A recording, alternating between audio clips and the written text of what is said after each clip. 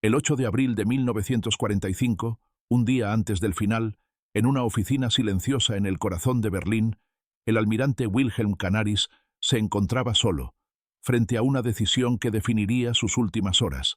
Entre sus manos sostenía un informe clasificado, el mismo que había llegado a su escritorio exactamente 2 años atrás. Los números seguían allí. La verdad seguía allí. Pero todo lo demás había cambiado. La pregunta ya no era si creía en aquel informe. La pregunta era si tendría el valor de decirlo en voz alta, sabiendo que decir la verdad en el Tercer Reich se había convertido en un acto de traición. El 17 de marzo de 1943, Canaris había recibido un documento que lo perseguiría hasta su muerte. El informe sobre Willow Run, la gigantesca fábrica estadounidense capaz de producir un bombardero cada hora, 24 al día. Al principio le pareció imposible, pero a medida que verificaba los datos, la incredulidad se transformó en certeza. Aquellas cifras eran reales. Los estadounidenses estaban construyendo aviones a un ritmo que ninguna potencia europea podía igualar. Y para Canaris, la conclusión era ineludible.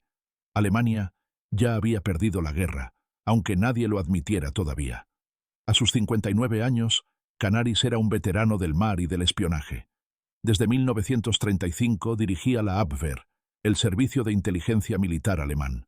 Había aprendido a sobrevivir en un régimen donde la ideología pesaba más que la realidad. Sabía moverse entre los tiburones del poder. Entendía qué verdades podían susurrarse y cuáles podían costar la vida. Y el informe de Willow Run pertenecía sin duda a la segunda categoría. Cuando presentó los primeros hallazgos a Hermann Göring, el mariscal del Reich se echó a reír. «Los americanos no saben construir aviones», dijo con desdén. «Son buenos con refrigeradores y cuchillas de afeitar».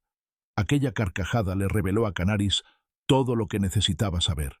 Supo, en ese instante, que la cúpula nazi no tenía interés en escuchar la verdad. Había visto esa sonrisa antes. La sonrisa arrogante de los hombres que confunden la ideología con la realidad. Pero Canaris siguió investigando. Durante 1943 y 1944, sus agentes continuaron reuniendo información. Los números se confirmaban.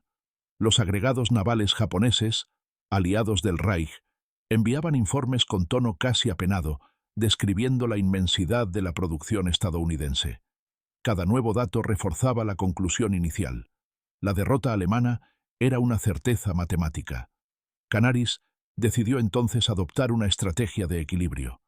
No podía mentir, pero tampoco podía hablar con total claridad. Informaba con precisión, pero sin sacar conclusiones explícitas. Decía la verdad, aunque no toda. Durante un tiempo, esa cautela funcionó.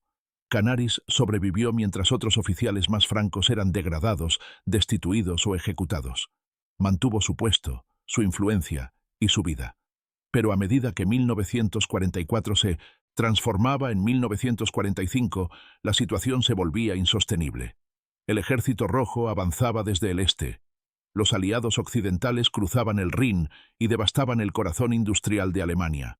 La Luftwaffe había dejado de existir como fuerza efectiva. Todo ocurría exactamente como Canaris lo había advertido 2 años antes, cuando nadie quiso escuchar. Mientras los frentes colapsaban, el régimen se hundía en una especie de delirio. Cuanto más evidente era la derrota, más insistía Hitler en la certeza de la victoria final. Cuanto más sombríos eran los informes de inteligencia, más fanática se volvía la ideología. Canaris observaba con horror cómo el sistema se volvía contra sí mismo. El realismo era ahora un crimen. Los informes que él había redactado con tanto cuidado comenzaron a levantar sospechas. En los círculos de poder del Führer, ser realista equivalía a ser traidor. Había visto este patrón antes. Primero venían las advertencias, luego el desprecio, después la sospecha y finalmente la acusación. Muchos de sus colegas habían seguido ese camino hasta el paredón. Canaris comprendía que su destino no sería distinto. Pese a su cargo dentro del sistema, Canaris había utilizado su posición para proteger a otros. Había intervenido a favor de miembros de la resistencia, entre ellos el teólogo Dietrich Bonhoeffer. También había maniobrado para impedir que España se uniera al Eje, una acción que en secreto había debilitado al régimen. pero sus actividades no pasaron desapercibidas. La SS lo vigilaba de cerca. Cuando estalló el atentado del 20 de julio de 1944 contra Hitler, las investigaciones del Gestapo alcanzaron inevitablemente a la Abwehr, y entre los nombres sospechosos apareció el suyo. Fue arrestado ese mismo año. No lo ejecutaron de inmediato. Fue trasladado de prisión en prisión mientras el Reich se derrumbaba. Para la primavera de 1945 se encontraba en el campo de concentración de Flossenbürg. Sabía que el final estaba cerca. En aquellos días finales, Canaris meditó sobre una pregunta que lo había perseguido desde 1943. ¿Debía hablar con total claridad? ¿Debía decir lo que sabía, sin precauciones ni ambigüedades? Durante toda su carrera, había sido un hombre de cálculos. Su instinto profesional lo había mantenido con vida en medio del caos. Pero ahora entendía que ese instinto de supervivencia había tenido un precio.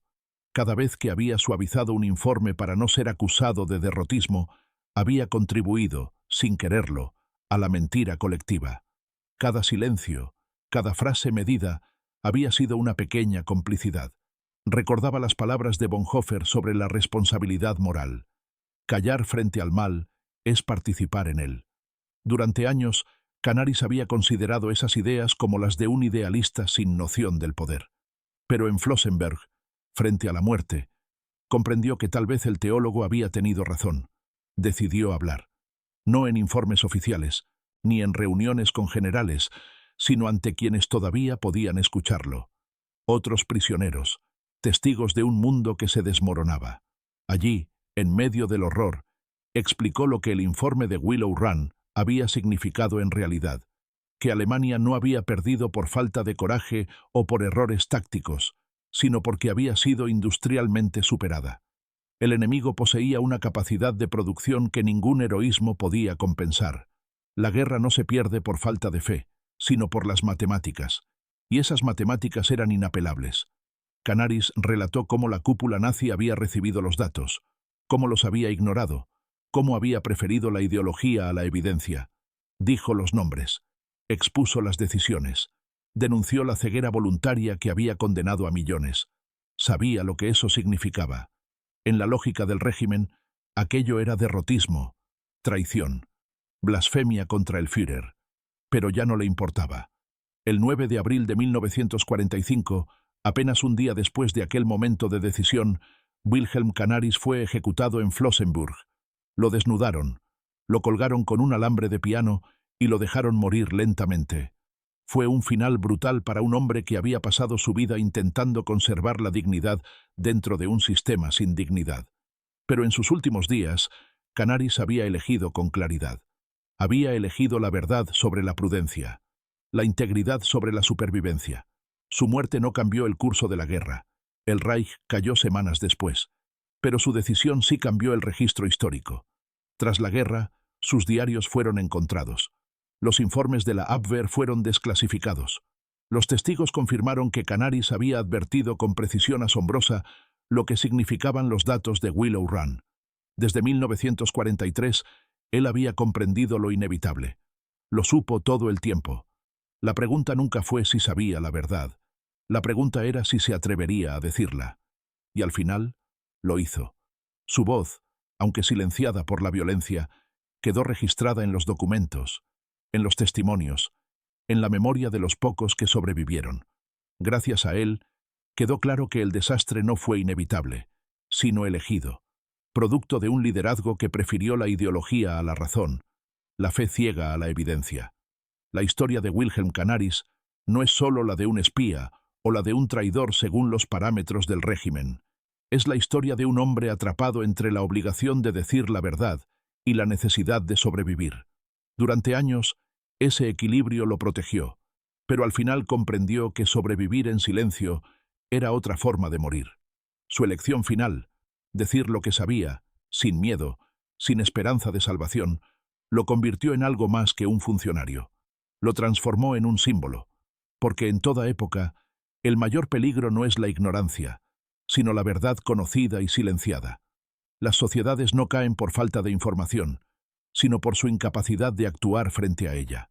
Canaris entendió eso en sus últimas horas, y al hablar, Pagó el precio más alto, pero con su sacrificio preservó algo que ningún régimen pudo destruir: la integridad de la verdad. La guerra terminó de todos modos, escribió un testigo años después. Pero el acto de hablar, de decir lo que era cierto aunque ya nada pudiera cambiar, fue lo que lo hizo verdaderamente libre. Así terminó la historia del almirante Wilhelm Canaris, un hombre que pasó la vida midiendo sus palabras y que, en su final, eligió decir la verdad sin medida alguna.